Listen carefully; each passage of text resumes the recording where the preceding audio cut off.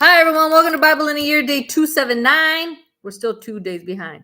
We're going to read 2 Kings 24:25, Luke chapter 5, verses 1 to 16, and Psalm 117.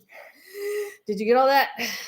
All right, 117. So we got that one. We got this one. Oh, we know where Luke is. Okay. 2 Kings 24. Judah overrun by enemies. In his days, Nebuchadnezzar, king of Babylon, came up, and Jehoiakim became his vassal for 3 years. His vassal. What's a vassal? Then he turned and rebelled against him, and the Lord sent against him raiding bands of Chaldeans, bands of Syrians, bands of Moabites, and bands of the people of Ammon. He sent them against Judah to destroy it, according to the word of the Lord, which he had spoken by his servants, the prophets. Surely at the commandment of the Lord, this came upon Judah to remove them from his sight because of the sins of Manasseh, according to all that he had done, and also because of the innocent blood that he had shed, for he had filled Jerusalem with innocent blood, which the Lord would not pardon. Now the rest of the acts of Jehoiakim and all that he did, are they not written in the book of the Chronicles of the kings of Judah? So Jehoiakim rested with his fathers. Then Jehoiachin, his son, reigned in his place. And the king of Egypt did not come out of his land anymore, for the king of Babylon had taken all that belonged to the king of Egypt, from the brook of Egypt to the river Euphrates. The reign and captivity of Jehoiachin. Jehoiachin was 18 years old when he became king. Wow. And he reigned in Jerusalem 3 months. 3 months? His mother's name was Nehushta, the daughter of Elnathan of Jerusalem. He reigned 3 months. Does he die when he's 18? And he did evil. Oh, there you go. And he did evil in the sight of the Lord, according to all that his father had done. At that time, the servants of Nebuchadnezzar, king of Babylon, came up against Jerusalem, and the city was besieged. And Nebuchadnezzar, king of Babylon, came against the city as his servants were besieging it. Then Jehoiachin, king of Judah, his mother, his servants, his princes, and his officers went out to the king of Babylon and the king of Babylon, to the king of Babylon and the king of Babylon. What? Officers went out to the king of Babylon and the king of Babylon. Okay. In the 8th year for his reign, took him prisoner, the captivity of Jerusalem. And he carried out from there all the treasures of the house of the Lord and the treasures of the king's house. And he cut in pieces all the articles of gold, which Solomon, king of Israel, had made in the temple of the Lord, as the Lord had said. Also, he carried into captivity all Jerusalem, all the captains and all the mighty men of valor, 10,000 captives, and all the craftsmen and smiths. None remained except the poorest people of the land. And he carried Jehoiachin captive to Babylon. The king's mother, the king's wives, his officers, and the mighty of the land he carried into captivity from Jerusalem to Babylon. All the valiant men, 7,000, and craftsmen and smiths, 1,000, all who were strong and fit for war. These the king of Babylon brought captive to Babylon. Zedekiah reigns in Judah. Then the king of Babylon made Mattaniah, Jehoiachin's uncle, king in his place, and changed his name to Zedekiah. Zedekiah was 21 years old when he became king, and he reigned 11 years in Jerusalem. His mother's name was Hamutal, the daughter of Jeremiah of Libnah. He also did evil in the sight of the Lord, according to all that Jehoiakim had done. For because of the anger of the Lord, this happened in Jerusalem and Judah, that he finally cast them out from his presence. Then Zedekiah rebelled against the king of Babylon. 2 Kings chapter 25. The fall and captivity of Judah. Now it came to pass in the 9th year of his reign, in the 10th month, on the 10th day of the month, that Nebuchadnezzar, king of Babylon, and all his army came against Jerusalem and encamped against it, and they built a siege wall against it all around. So the city was besieged until the 11th year of King Zedekiah. By the 9th day of the 4th month, the famine had become so severe in the city that there was no food for the people of the land. Then the city wall was broken through, and all the men of war fled at night by way of the gate between two walls, which was by the king's garden, even though the Chaldeans were still encamped all around against the city. And the king went by way of the plain. But the army of the Chaldeans pursued the king, and they overtook him in the plains of Jericho. All his army was scattered from him. So they took the king and brought him up to the king of Babylon at Riblah, and they pronounced judgment on him. Then they killed the sons of Zedekiah before his eyes. Oh no. Put out the eyes of Zedekiah. Oh my gosh. Bound him with bronze fetters and took him to Babylon. And in the 5th month, on the 7th day of the month, which was the 19th year of King Nebuchadnezzar, king of Babylon, Nebuzaradan, the captain of the guard, a servant of the king of Babylon, came to Jerusalem. He burned the house of the Lord and the king's house, all the houses of Jerusalem, that is, all the houses of the great, he burned with fire. And all the army of the Chaldeans who were with the captain of the guard broke down the walls of Jerusalem all around. Then Nebuzaradan, the captain of the guard, carried away captive the rest of the people who remained in the city and the defectors who had deserted to the king of Babylon with the rest of the multitude.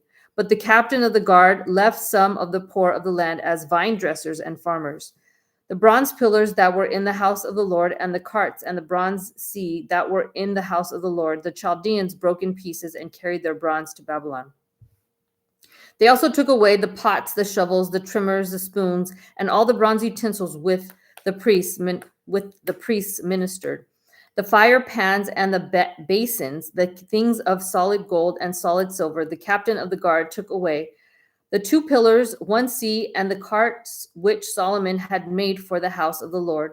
The bronze of all these articles was beyond measure. The height of 1 pillar was 18 cubits, and the capital on it was of bronze. The height of the capital was 3 cubits, and the network and pomegranates all around the capital were all of bronze. The 2nd pillar was the same with a network, and the captain of the guard took Seraiah, the chief priest, Zephaniah, the 2nd priest, and the 3 doorkeepers. He also took out of the city an officer who had charge of the men of war, 5 men of the king's close associates who were found in the city, the chief recruiting officer of the army who mustered the people of the land, and 60 men of the people of the land who were found in the city. So Nebuzaradan, captain of the guard, took these and brought them to the king of Babylon at Riblah. Then the king of Babylon struck them and put them to death at Riblah and the land of Hamath. Thus just Judah was carried away captive from its own land. Gedaliah made governor of Judah. Then he made Gedaliah, the son of Ahikam, the son of Shaphan, governor over the people who remained in the land of Judah, whom Nebuchadnezzar, king of Babylon, had left. Now, when all the captains of the armies, they and their men, heard that the king of Babylon had made Gedaliah governor, they came to Gedaliah at Mizpah.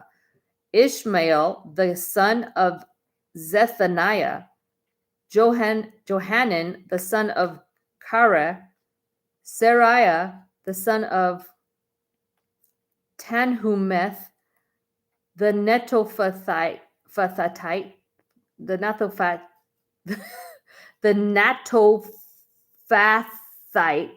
and Jasaniah, the son of Machathite, they and their men. And Gedaliah took an oath before them and their men and said to them, "Do not be afraid of the servants of the Chaldeans. Dwell in the land and serve the king of Babylon, and it shall be well with you." What? I don't know if you're still copying. Like, you're all right over there? But it happened in the 7th month that Ishmael, the son of Nethaniah, the son of Elishama of the royal family, came with 10 men and struck and killed Gedaliah, the Jews, as well as the Chaldeans who were with him at Mizpah. And all the people, small and great, and the captains of the armies arose and went to Egypt, for they were afraid of the Chaldeans. Jehoiachin released from prison. Now it came to pass in the 37th year of the captivity of Jehoiachin, king of Judah, in the 12th month, on the 27th day of the month, that evil Merodach, king of Babylon, in the year that he began to reign, released Jehoiachin, king of Judah, from prison. He spoke kindly to him and gave him a more prominent seat than those of the kings who were with him in Babylon. Jehoiachin changed from his prison garments, and he ate bread regularly before the king all the days of his life. And as for his provisions, there was a regular ration given him by the king, a portion for each day, all the days of his life. That's it. Okay, so now we're going to Luke chapter 5, verses Luke 1 to 5. 16. Luke 5, 1 to 16. Luke 5. 4 fishermen Luke 5, called 1 to as 16. Luke 5, 1 to 16. disciples. Luke 5, 1 to 16. Peter was one of the 12 disciplines. I don't know. but Luke yeah. 5, 1 to 16. Luke 5, 1. Yes. 4 fishermen called as disciples. disciples, as disciplines. Disciplines, that's what I thought. So it was, as the multitude pressed about him to hear the word of the God, that he stood by the lake of Gennesaret and saw 2 boats standing by the lake. But the fishermen had gone from them and were washing their nets. Then he got into one of the boats, which was Simon's, and asked him to put out a little from the land. And he sat down and taught the multitudes from the boat. When he had stopped speaking, he said to Simon, "Launch out into the deep and let down your nets for a catch." But Simon answered and said to him, "Master, we have toiled all night and caught nothing. Nevertheless, at your word, I will let down the net." And when they had done this, they caught a great number of fish, and their net was breaking. So they signaled to their partners in the other boat to come and help them. And they came and filled both the boats, so that they began to sink. When Simon Peter saw it, he fell down at Jesus' knees, saying, "Depart from me, for I am a sinful man, O Lord." For he and all who were with him were astonished at the catch of fish which they had taken. And so also were James and John, the sons of Zebedee, who were partners with Simon. And Jesus said to Simon, "Do not be afraid. From now on you will catch men." So when they had brought their boats to land, they forsook all and followed him. Jesus cleanses a leper. And it happened when he was in a certain city that, behold, a man who was full of leprosy saw Jesus, and he fell on his face and implored him, saying, "Lord, if you are willing, you can make me clean." Then he put out his hand and touched him, saying, "I am willing, be cleansed." Immediately the leprosy left him, and he charged him to tell no one, but go and show yourself to the priest and make an offering for your cleansing as a testimony to them, just as Moses commanded. However, the report went around concerning him all the more, and great multitudes came together to hear and to be healed by him of their infirmities. So he himself often withdrew into the wilderness and prayed. Okay, Psalms 117. So this boy that was dirtied by leprosy, and man was leprosy. It's when boils cut, like your skin just starts falling off, and you disintegrate and you die. All your skin just starts falling off and bleeding and blisters and just God healed him. Yeah, this is bad, and it's contagious. Like if I have it and I touch you, then you have it now. So anybody with leprosy, they would put them outside the city, and you'd have to be in some scary. cave. I hope I don't get that. Oh, that's horrible. It's awful. So God told him not to say anything about it. He always did that. Like Jesus would heal someone, and he'd say, "Okay, go your way, be healed, and don't say anything." And they go, "Okay, okay, I won't say anything." Hey, look what Jesus did!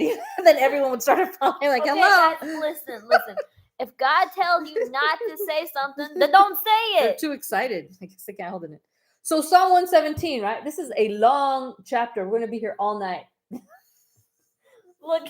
Okay, Psalm 117. Psalm 117. Let all peoples praise the Lord. Praise the Lord, all you Gentiles. Laud him, all you peoples, for his merciful kindness is great toward us, and the truth of the Lord endures forever. Praise the Lord. Long chapter. Stop. Okay, God bless.